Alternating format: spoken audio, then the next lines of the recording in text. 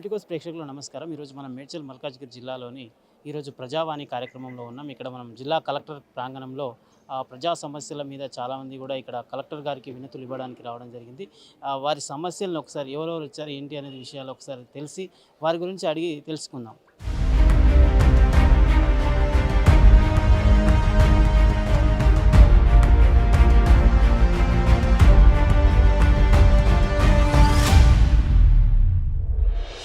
మేము భాగ్యనగర్ కాలనీలో ముగ్గురం అన్నదమ్ముడు మా సిస్టరు ముగ్గురం ఉంటాము ఒకే ఇంట్లోనే.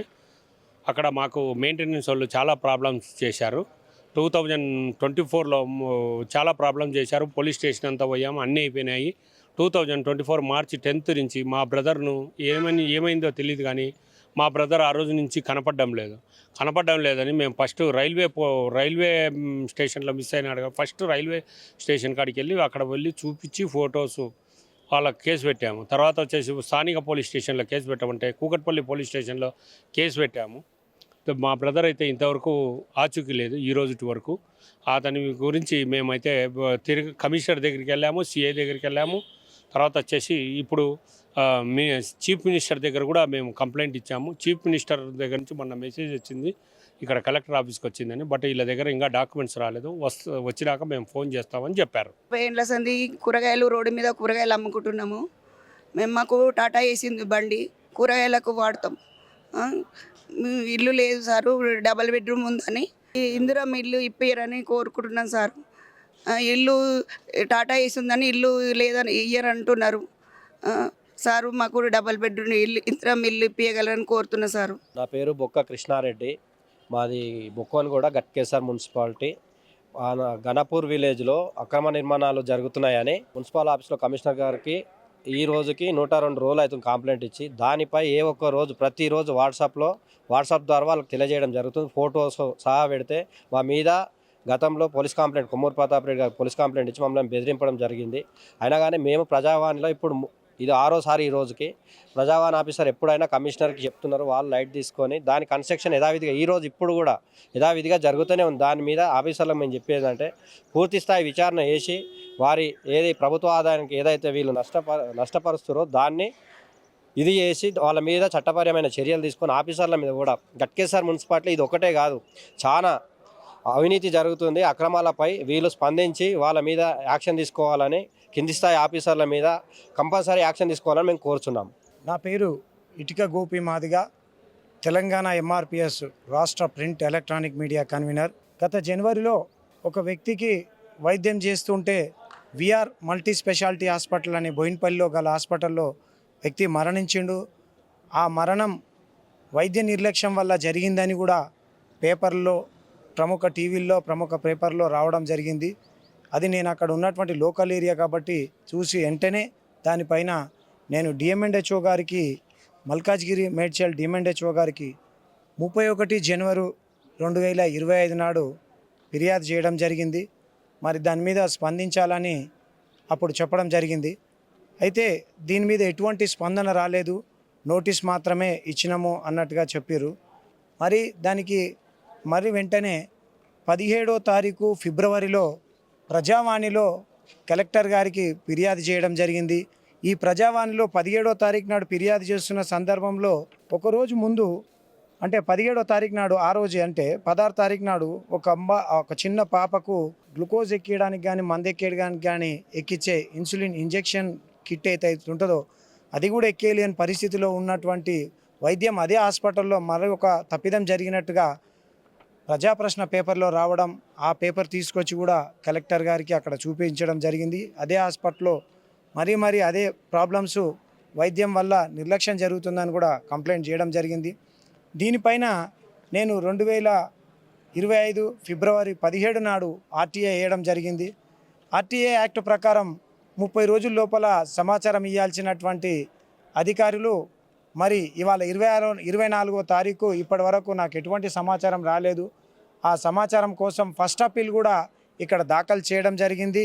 నేను ఇచ్చినటువంటి కలెక్టర్ ఆఫీస్ ప్రజావాణిలో 17వ ఫిబ్రవరి 2025 ఏదైతే ఫిర్యాదు ఇచ్చానో ఆ ఫిర్యాదు స్టేటస్ కోసం కూడా ఇవాళ ప్రజావాణిలో కలెక్టర్ గారిని అక్కడ కలిసి అడగడం జరిగింది. సంబంధిత అధికారి శాఖ వారికి నాకు చెప్పడం జరిగింది. వారికి ఒకటే చెప్పాను, తీసుకున్న నిర్ణయాలు ఏవైతే ఉన్నాయో అవి అధికారికంగా జరగాలని కోరుకుంటున్నాను. ఎందుకంటే ఆర్టీఐ సమాచారం ఇప్పటిదాకా లేదు. ఆ హాస్పిటల్ మీద జరిగినటువంటి నిర్లక్ష్య వైద్యం పైన చర్యలు లేవు. కేవలం నోటీసులు మాత్రమే ఇస్తున్నారు. దయచేసి అధికారులు వెంటనే స్పందించి ఈ యొక్క చర్యపై వెంటనే చట్టపరమైనటువంటి చర్యలు తీసుకుంటూ ఎవరైతే ఒక అతను చనిపోయిండో అతని కుటుంబాన్ని రాష్ట్ర ప్రభుత్వం కూడా ఆదుకునే విధంగా చూడాలని కోరుకుంటున్నాను. నా పేరు A Raghunath Babu, RTC retired employee, senior citizen, 64 years. నాకు నా పెద్ద కొడుకు పెద్ద కోడలతో హరాస్మెంట్ జరిగి ఇంట్లోంచి చంపుతామని చెప్పేసి అని తరిమేశారు. దాని మీద నేను ఆర్డీఓ గారికి కంప్లైంట్ ఇస్తే ఆర్డీఓ గారు ఎవిక్షన్ ఆర్డర్ అనేది ఇచ్చారు. ఎవిక్షన్ ఆర్డర్ ఇస్తే ఆర్డీఓకి అధికారం లేదని చెప్పేసి మా అబ్బాయి హైకోర్టు పోయి ఆర్డర్ ఇచ్చి ఇక్కడ కలెక్టర్ గారికి ఇస్తే కలెక్టర్ గారు పోయిన 11 నెలలు పెట్టుకొని నేను ఇచ్చిన ఆధారాలన్నీ ఇక్కడ నుండి డిస్ట్రిక్ట్ వెల్ఫేర్ ఆఫీస్ సెక్షన్ వాళ్ళు గయబ్ చేసేసి, అంటే ఉన్నాయి కానీ వాటిని కలెక్టర్ దృష్టి తీసుకెళ్ళకోకుండా కలెక్టర్ గారికి, అడిషనల్ కలెక్టర్ గారికి చెడ్డ పేరు చేతులు ప్రవర్తిస్తూ ఒక జడ్జిమెంట్ ఇప్పించారు నాకు సివిల్ కోర్టుకి వెళ్ళమని చెప్పి మరలా సివిల్ కోర్టుకి వెళ్ళకోకుండా అది ఇక్కడ నెక్స్ట్ కలెక్టర్ పైన అప్లైట్ అథారిటీకి వెళ్ళి అక్కడి నుంచి లెటర్ ఇచ్చి మళ్ళీ ఎంక్వైరీ చేయండి అని చెప్పి మొత్తం అన్ని ఇచ్చుకుంటూ వస్తే ఇక్కడ నా మీద వచ్చేసి మా కోడలు వచ్చేసి ఫస్ట్ 498 కేసు పెట్టింది. ఆర్డీఓ గారు ఆర్డర్ ఇచ్చిన తర్వాతనే, ముందు కాదు. తర్వాత వచ్చేసి ఒక 7 నెలల తర్వాత ఇక్కడ కేసు జరుగుతుండనే మా వాడు వచ్చేసి పార్టిషన్ కేసు మేడ్చల్ కోర్టు లోపల వేశాడు. ఆ తర్వాత 11 నెలల లోపల ఏం చేశారు, మళ్ళీ డీవీసీ కేసు పెట్టింది ఆమె, మా కోడలు గారు. తర్వాత వచ్చేసి జనవరి 2024 లోపల మళ్ళీ నేను ఆమెను వెళ్ళేసి హరాస్మెంట్ చేసి మర్డర్ అటెంప్ట్ చేసినాను అని చెప్పే ఉద్దేశంతో మళ్ళీ ఇంకో కేసు పెట్టారు. ఇక్కడ కాదు, ఏపీలో. నేనున్నది హైదరాబాదు, వాళ్ళు ఉన్న కేసు పెట్టింది ఏపీలో. దాని మీద వచ్చేసి పోలీసు వాళ్ళే ఎంక్వైరీ చేసి నేను ఎటువంటిది వాళ్ళ ఊరికి వెళ్ళలేదు, ఆమెను కొట్టలేదు అని చెప్పేసి రిపోర్ట్ అయితే ఇచ్చారు. ఇక్కడ డిస్ట్రిక్ట్ వెల్ఫేర్ ఆఫీసర్ సెక్షన్లో డిస్ట్రిక్ట్ వెల్ఫేర్ ఆఫీసర్ గారు సీనియర్ సిటిజన్స్ ఇచ్చిన ఆధారాలను పక్కన పెట్టేసి వాటికి అగేనెస్ట్గా మమ్మల్ని మేము బాధపడేట్లు ఆర్డర్ ఇప్పిస్తున్నారు. నా ఇష్యూ లోపల ఆస్తి నాది అని చెప్పేసి మేడ్చల్ కోర్టు లోపల జడ్జిమెంట్ కాపీ వచ్చింది. ఆ కాపీ నేను వీళ్ళకి తెచ్చి ఇచ్చాను. నా కొడుకు డాక్యుమెంట్ ఫోర్జరీ చేశాడు అని చెప్పి ఫోరెన్సిక్లో ఆ రిపోర్ట్ ఒక కేసు బుక్ చేయించి ఆ రిపోర్ట్ ఇస్తే ఈ రిపోర్టు నా బ్యాంక్ స్టేట్మెంట్, నాకు రిటైర్మెంట్ అయితే 22 లక్షల డబ్బులు వస్తే నేను ఇల్లు కట్టుకుంటే ఆ 3 రిపోర్ట్లన్నీ పక్కన పెట్టేసేసి మావాడు కొడుకు నోటి మాటలతో నేను మా నాన్నకు 10 లక్షలు అప్పించాను, ఇల్లు కట్టేటప్పుడు ఖర్చు పెట్టాను అని చెప్తే ఆ మాటలు నోటి మాటలు నమ్ముతున్నారు. కానీ ఒక సీనియర్ సిటిజన్గా నేను ఇచ్చిన ఆధారాలన్నీ విత్ ఆథరైజ్డ్ ఆధారాలన్నీ పక్కన పెట్టేశారు. వీళ్ళకి ఏం చెప్పాను, మా కొడుకు ఆదాయం 2021 లోపల ఆదాయం ఎంత, అతని జీతం ప్రైవేట్ కంపెనీలో 16,000 రూపాయలు వచ్చేతను నాకు 75,000 రూపాయలు శాలరీ వచ్చేవానికి 10 లక్షలు ఎప్పుడు మిగిలించుకోవాలైనా అటువంటిది ఏం లేదు. ఎటువంటి ఆధారం బ్యాంక్ ట్రాన్సాక్షన్ లేదు. నేను నా బ్యాంక్ ట్రాన్సాక్షన్ స్టేట్మెంట్ 22 lakhsకి ఇచ్చానా కానీ వీళ్ళు వచ్చేసి అన్ని పక్కన పడేసేసి ఎటువంటి ప్రలోభాలకు లొంగినారో దేవునికి తెలుసు.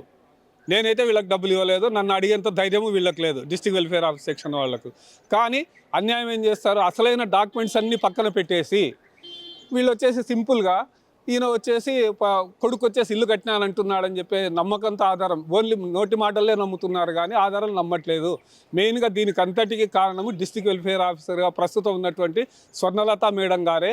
ఇక్కడ నిజాయితీగా పనిచేసేటువంటి అడిషనల్ కలెక్టర్ రాధికా గుప్తా మేడంకు, కలెక్టర్ గౌతమ్ పుట్రో గారికి చెడ్డ పేరు తేవాలనే ఉద్దేశంతో సీనియర్ సిటిజన్ సెక్షన్ను మెయింటైన్ చేసుకుంటూ ఇక్కడ కలెక్టర్ గారికి, కలెక్టర్ ఆఫీస్ కార్యాలయానికి చెడ్డ పేరు చేసే రకంగా ప్రవర్తిస్తున్నారు. చూశారు కదండి, ఈరోజు పలు సమస్యల మీద ప్రజావానికి కలెక్టర్ గారికి చాలామంది కూడా ఫిర్యాదులు చేయడం జరిగింది.